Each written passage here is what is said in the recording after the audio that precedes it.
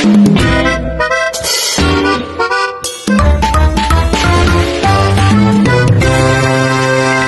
day everyone, my name is Rehana A. Radia, and for my report today I will be discussing doing local history and the importance of oral history in the study of history. So to begin with, doing local history is not easy to talk. So kahit sa unang tingin ay maliit ang scope nito kumpara sa national history. So hindi ibig sabihin nito ay mas madali itong pag-aralan. Sa katunayan, maraming challenges ang hinaharap ng mga historians kapag local history na ang usapan. So, isa sa pinakapangunahing problema ay ang kakulangan at hirap sa paghahanap ng sources. So, lalo na para sa local at very specific na topic. So, halimbawa, mas madalas nating pag-aralan ang buhay ng mga national heroes dahil maraming books, documents at records na available tungkol sa kanila. So, may mga archives, textbooks at official records na madaling ma-access.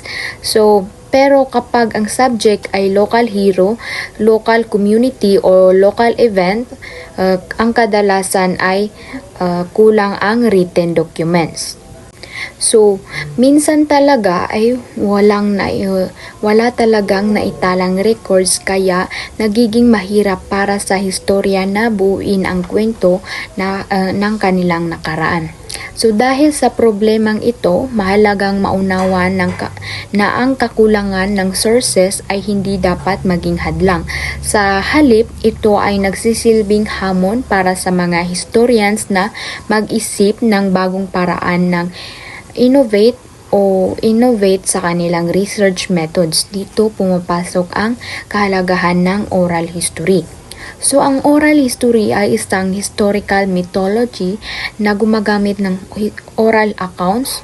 mga oral accounts o salaysay mula sa mga historical subject, mga saksi, isa sa mga pangyayari at mga miyembro ng komunidad.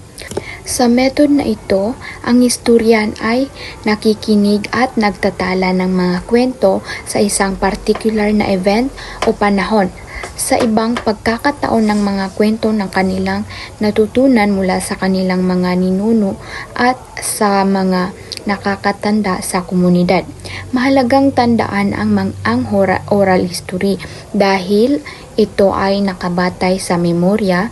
Ibig sabihin ang mga kwento ay ikinukwento batay sa kung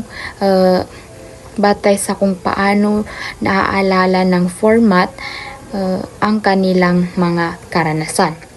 So dahil dito, ang oral history ay nakatanggap ng kritisismo mula sa mga positivist historians.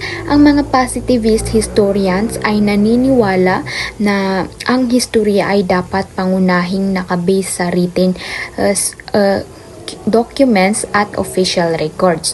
Para sa kanila, ang memorya ay maaaring maging faulty, selective o inaccurate. Kaya naman, tinitingnan nila ang oral accounts bilang supplements lamang sa history at hindi bilang pangunahing source.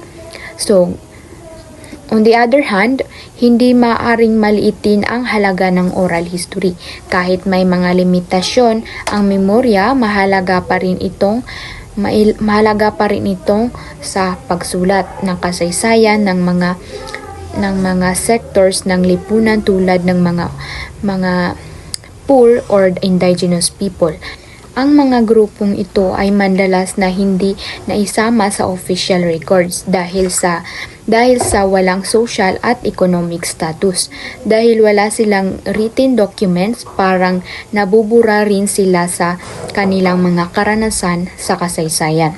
So sa ganitong sitwasyon, nagiging tungkulin ng historian na humanap ng